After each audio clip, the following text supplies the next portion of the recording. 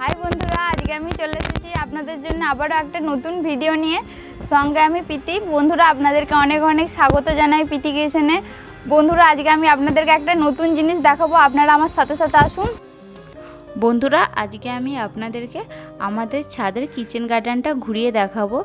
দেখুন বন্ধুরা, এখানে একটা রজনী গাছ হয়েছে। রজনী গাছের স্টিকটা খুব সুন্দর মোটা, আর রজনী ফুলগুলো ফুটেছে, খুব সুন্দর গন্ধ বেরোচ্ছে। দেখুন, আপনারা দেখতেই পাচ্ছেন। এখানে আমাদের বরবটি গাছ লাগানো আছে, এতে বরবটি হয়েছে। দেখুন বরবটিগুলো কত সুন্দর দেখতে লাগছে, তাজা তাজা একদম বরবটিগুলো। এই বরবটিগুলোকে আমি তুলে নেব। আর বরবটিগুলো কীরকম মোটা মোটা হয়েছে দেখুন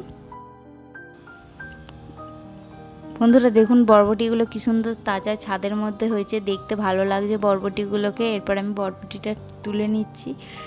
দেখুন বরবটিটা কীরকম বড় আর কি সুন্দর দেখতে লাগছে, মোটা হয়েছে। বন্ধুরা, এই বরবটিগুলোকে তুলে আজকে আমি একটা রেসিপি বানাবো। আমি বাকি বরবটিগুলোকে তুলে নিচ্ছি। শক্ত আছে তো একটু তুলতে অসুবিধা হচ্ছে। দেখুন বন্ধুরা, কত বরবটি হয়েছে। সব বরবটিগুলোকে আমি তুলে নেব।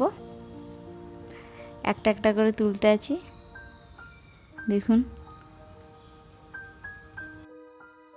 বন্ধুরা, এখন সময়টা হলো বেলা 11:30। এখন দেখুন রোদ আছে, আবার হালকা হালকা বৃষ্টি পড়তেও শুরু করে দিয়েছে। দেখুন বন্ধুরা, দেখুন সত্যি বরবটিগুলো খুব সুন্দর দেখতে লাগছে না? আমি মোটা মোটা বড় বড় বরবটিগুলোকে দেখে তুলে নেব, বাকি বরবটিগুলোকে রেখে দেব। বন্ধুরা, আমার তো বরবটি সবজি খেতে খুবই ভালো লাগে। আপনাদের কেমন লাগে? যদি আপনাদের ভালো লাগে তাহলে আমাকে কমেন্টে জানাবেন। দেখুন বন্ধুরা, আমি সব বরবটিগুলোকে তুলে নিয়েছি। এই এতগুলো বরবটি হয়েছে।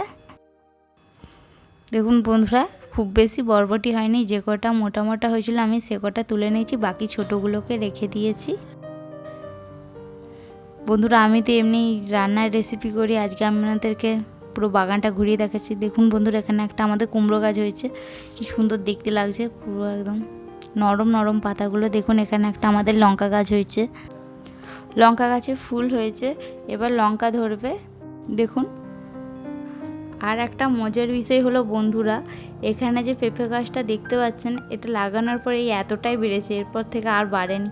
বন্ধুরা, বরবটিটা আমার তোলা হয়ে গেছে, আর বৃষ্টি পড়তেও শুরু করে দিয়েছে, ওই জন্যে পাখিগুলো যে যার বাসায় চলে যাচ্ছে। দেখুন বন্ধুরা, আমি তো এরকমভাবে ভিডিও বানাই না, আজকে নতুন করে বানালাম। আপনাদের কেমন লাগছে আপনারা কমেন্টে অবশ্যই জানাবেন। তাহলে চলুন বন্ধুরা, এবার বরবটিটা রান্না করব। বন্ধুরা, আজকে আমি বরবটিটা চিংড়ি মাছ দিয়ে রান্না করব। দেখুন বন্ধুরা, এখানে আমি চিংড়ি মাছটাকে বেছে ভালো করে ধুয়ে পরিষ্কার করে নিয়ে লবণ দিয়ে মেখে রেখেছি। আর এখানে আমি আলু কেটে নিয়েছি এইরকমভাবে। আর দেখুন বন্ধুরা, সেই আমাদের গাছের বরবটিগুলো কেটে নিয়েছি আমি।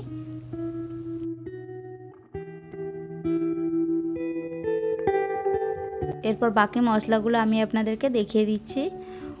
বন্ধুরা, এখানে আমি টমেটো কুচি করে নিয়েছি। এখানে আছে জিরে বাটা, ধনে বাটা, সর্ষে বাটা, শুকনো লঙ্কা বাটা। বন্ধুরা, আমি যে এখানে রান্নাটা করব, আমি এখানের বেশিরভাগ মশলাগুলোই বেটে নিয়েছি।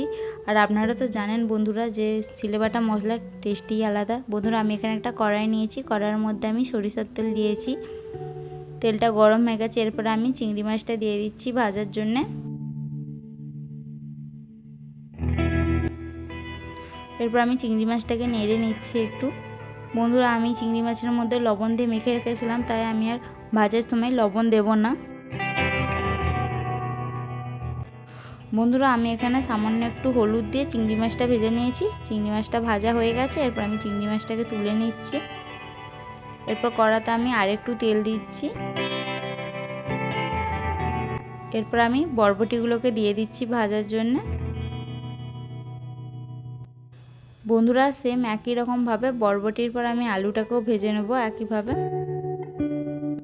বরবটিটা ভাজা হয়ে গেছে, এরপর আমি বরবটিটাকে তুলে নিচ্ছি। এরপর কড়াতে আমি আরেকটু তেল দিচ্ছি আলুটাকে ভাজার জন্য। আলুটা সব আমি দিয়ে দিচ্ছি। এরপর আমি আলুটাকে নেড়ে চেড়ে ভেজে নিতে থাকবো। আলুটার উপর আমি হাফ চামচের মতো লবণ দিচ্ছি। এরপর আমি আলুটাকে নেড়েচেড়ে ভেজে নিতে থাকবো। আলুটা ভাজা হয়ে গেছে, এরপর আমি আলুটাকে তুলে নিচ্ছি কড়া থেকে। বন্ধুরা এরপর আমি মশলাটা তৈরি করে নেব। আপনারা ভিডিওটা স্কিপ না করে পুরো প্রথম থেকে শেষ অবধি দেখবেন, আশা করি আপনাদের ভিডিওটা ভালো লাগবে। এরপর কড়াতে আমি আরেকটু তেল দিচ্ছি। তেলটা গরম হয়ে গেছে, এরপর আমি এর মধ্যে মশলাটা দিয়ে দেবো। প্রথমে আমি এর মধ্যে ধনে বাটাটা দিয়ে দিচ্ছি। এখানে আমি 1 চামচের মতো ধনে বাটা দিয়েছি। এরপর আমি জিরে বাটা দিচ্ছি। এখানে আমি 1 চামচের মতনই জিরে বাটা দিয়েছি। বন্ধুরা আমি এখানে মশলাটা বাটা মশলায় নিয়েছি, আপনারা দেখতেই পাচ্ছেন। এরপর আমি ধনে আর জিরেটাকে একটু ভালোভাবে কষিয়ে নেব। ধনে আর জিরে বাটাটা ভালোভাবে কষানো হয়ে গেছে, এরপর আমি এর মধ্যে শুকনো লঙ্কা বাটাটা দেব। বন্ধুরা আমি এখানে 6টা লঙ্কা বেটে নিয়েছি। বন্ধুরা আপনারা জন্য লঙ্কা বাটেন, আপনাদের হয়তো ভয় লাগতে পারে যে হাত জ্বালা করবে, আপনারা এর পরিবর্তে গুঁড়ো লঙ্কাও দিতে পারেন। বন্ধুরা আমি যে মশলাটা বেটেছি তার কারণ বাটা মশলার টেস্টটাই আলাদা লাগে। এরপর আমি লঙ্কাটাকে কষানো হয়ে গেছে, এর মধ্যে আমি টমেটো কুচি দিয়ে দিচ্ছি। এখানে আমি একটা মাঝারি সাইজের টমেটোকে ছোট ছোট পিস পিস করে কেটে নিয়েছি। হ্যাঁ বন্ধুরা আর একটা কথা, আমি যে এখানে যে মশলাগুলো ইউজ করছি এর পরিমাণটা আমি ডেসক্রিপশান বক্সে দিয়ে দেবো, আপনারা তাহলে সেখান থেকেও দেখে নিতে পারেন।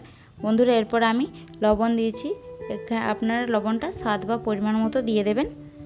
এরপর লবণটাকে আমি মশলার সাথে ভালোভাবে মিশিয়ে নিচ্ছি। এরপর আমি এর মধ্যে 1 চামচের মতো হলুদ দিয়েছি।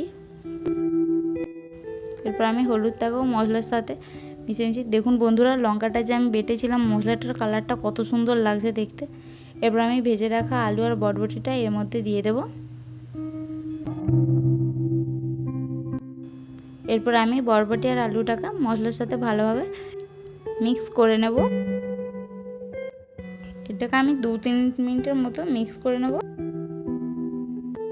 মিক্স করা হয়ে গেছে, এরপর আমি যে বন্ধুরা মশলাটা যে বেটেছিলাম সেই মশলা বাটার জলটা এর মধ্যে দিয়ে দিচ্ছি। আমি এখানে জলটা সামান্য পরিমাণে দিয়েছি, একটু এটাকে নেড়ে চেড়ে তারপর আমি আবার একটু জল দিয়ে দিচ্ছি। বন্ধুরা এটাকে তো আমি খুব ঝোল করব না, এটাকে শুকনো শুকনো করব, তাই সেই পরিমাণে আমি জলটা দিয়েছি। এরপর আমি এর মধ্যে ভেজে রাখা চিংড়ি মাছটা দিয়ে দিচ্ছি। এরপর আমি চিংড়ি মাছটাকে এর সাথে মিক্স করে নিয়েছি। এরপর আমি এটাকে ঢেকে দিচ্ছি সেদ্ধ হওয়ার জন্য। সেদ্ধ হওয়ার পর আমি আপনাদেরকে দেখাচ্ছি। দেখুন বন্ধুরা এটার যে জল ছিল জলটা পুরোটাই শুকিয়ে গেছে। আমি আপনাদেরকে আগেই বলেছিলাম যে এটাকে আমি শুকনো শুকনো রান্না করব। এটা সেদ্ধ হয়ে গেছে, এর উপরে আমি সর্ষে বাটাটা দিয়ে দিচ্ছি। বন্ধুরা এখানে আর একটা কথা আপনাদেরকে বলা হয়নি, আমি যে এখানে যে সর্ষে বাটাটা দিলাম এটা কালো সর্ষে বাটা। কালো সর্ষে বাটার একটা ঝাঁঝালো গন্ধ থাকে আর এটা খেতেও খুব টেস্টি লাগে। আর বন্ধুরা আমি যেখানে পুরো প্রপার রান্নাটা করলাম এটাকে আমি সর্ষের তেলে রান্না করেছি। বন্ধুরা এরপর আমি এটাকে কড়া থেকে তুলে নিচ্ছি।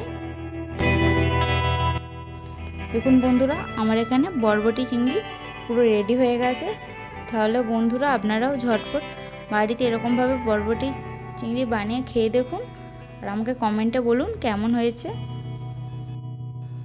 আর বন্ধুরা আমার ভিডিওটা কেমন হয়েছে আপনারা অবশ্যই এটা বলতে ভুলবেন না। আর যদি আপনাদের ভিডিওটা ভালো লেগে থাকে তাহলে ভিডিওটা দেখার শেষে একটা লাইক করে দেবেন। আর এরকম নিত্য নতুন ভিডিও রেসিপি পাওয়ার জন্য আমার চ্যানেলটিকে অবশ্যই সাবস্ক্রাইব করে রাখবেন। তাহলে বন্ধুরা আজকের মতো এখানেই শেষ করছি, দেখা হচ্ছে আবার নতুন কোনো ভিডিওতে নতুন কোনো রেসিপির সাথে। আজকের মতো বিদায়।